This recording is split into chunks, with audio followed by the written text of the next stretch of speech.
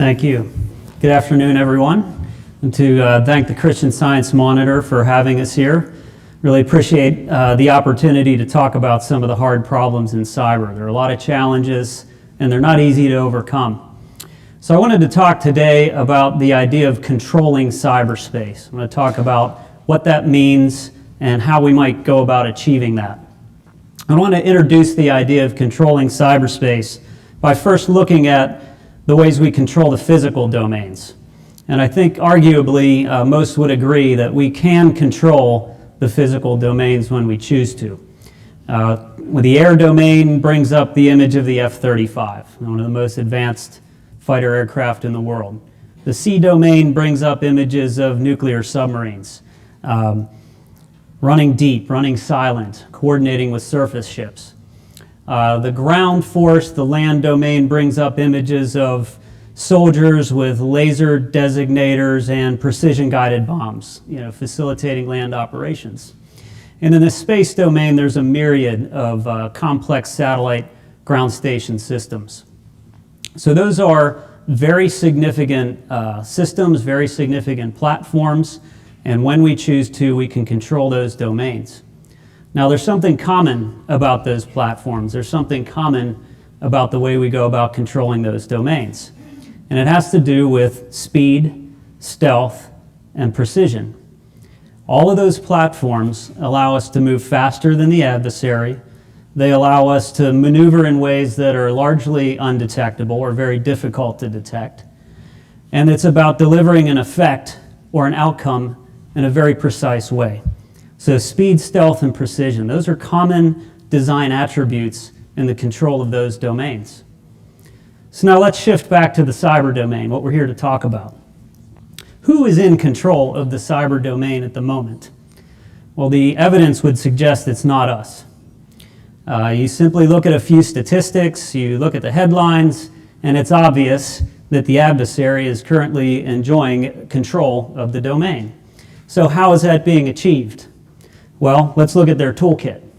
So in their toolkit, they have things like polymorphic malware. Hundreds of thousands of malware samples being generated every year, not by people, but by machines. And that machine-generated code introduces the strategic element of speed. They are able to move faster than our defenders, than our people.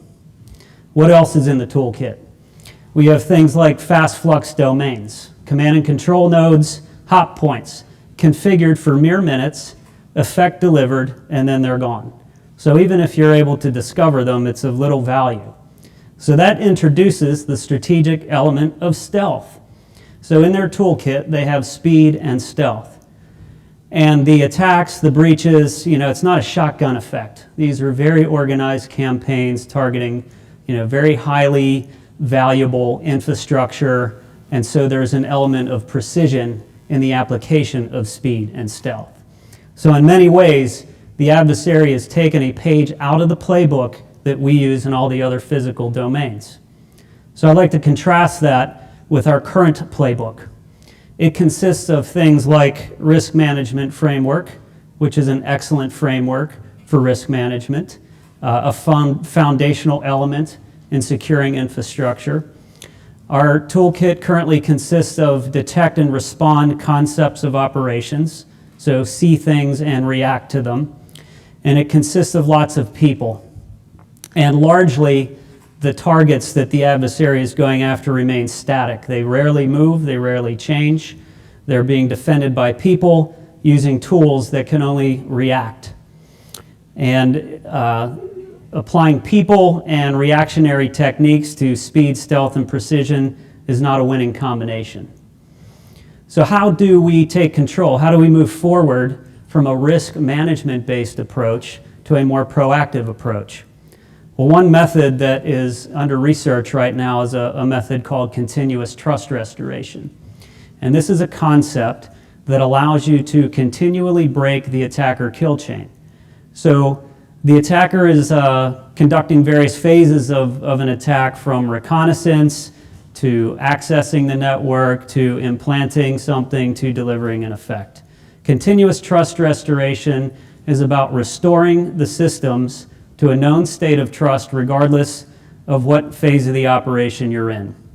So when an adversary is scanning the network, conducting reconnaissance, building a map, there's no reason for that information to live more than a day.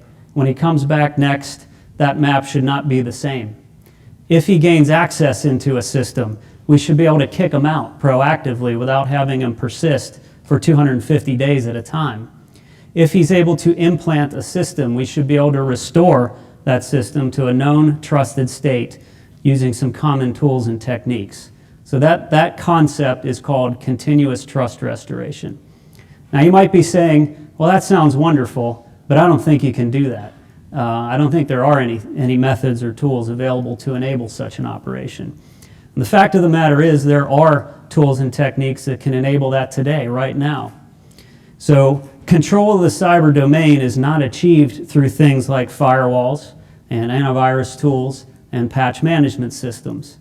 The new tools of the trade are things like software-defined infrastructure, hypervisors, software identities, trusted boot, random route mutation, random host mutation.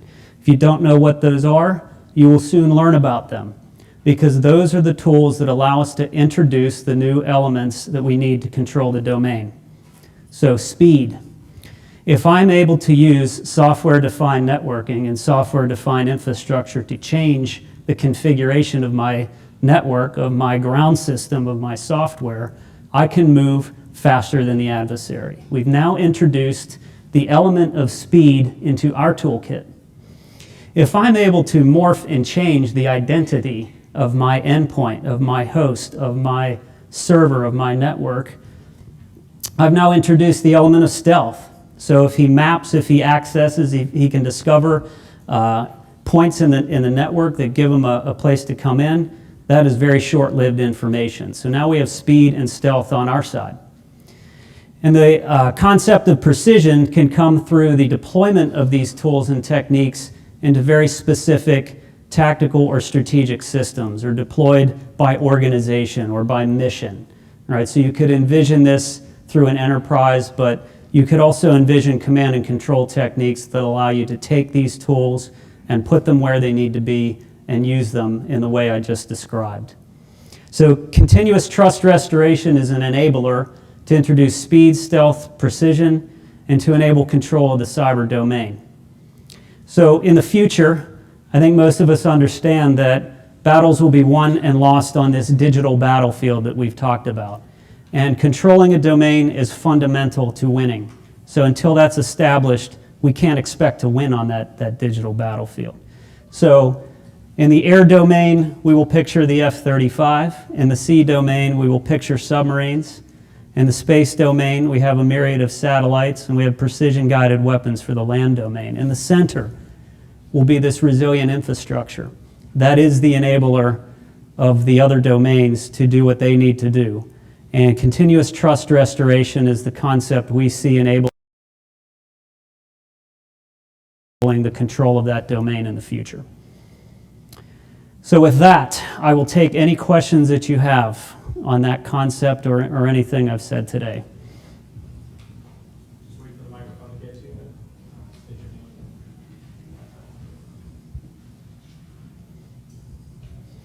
I always threaten to talk more if there's no questions. How does continuous trust restoration apply to an insider threat? So you've talked about how it comes from folks on the outside getting into a network. How does it apply to folks inside the network already? Yeah, for us to control the domain, we have to overcome some of the most pervasive challenges that we face. So insider threats, supply chain attacks, microsegmentation, rapid restoration, reconfiguration of the system. If you had an insider threat, that threat should not be able to access any point in the network. And if they did, they shouldn't be able to access it for very long. So these restoration techniques that we're talking about, the segmentation techniques that we're talking about, would limit or prevent the insider threat from executing a mission. Likewise, on a supply chain attack, it would significantly overcome some of the compromises you might see from a supply chain attack. Okay. All right, then one more, since we followed on here by DARPA. Obviously, the DoD has a very large network. How hard is this to implement, or how fast can folks actually expect to get something like this up and running? What's the level of sophistication sort of involved here? Well, as I mentioned, all of the tools that are needed to implement what I'm talking about are available now. And so, the timeline to implement it is a matter of will. So they're no more complex than the tools that are being used now for the current model that we're following. And those can be, we're prototyping a lot of things now, and they could be out in the field very quickly. Vern, thanks so much for joining us. Thank you very much. Northrop Grumman.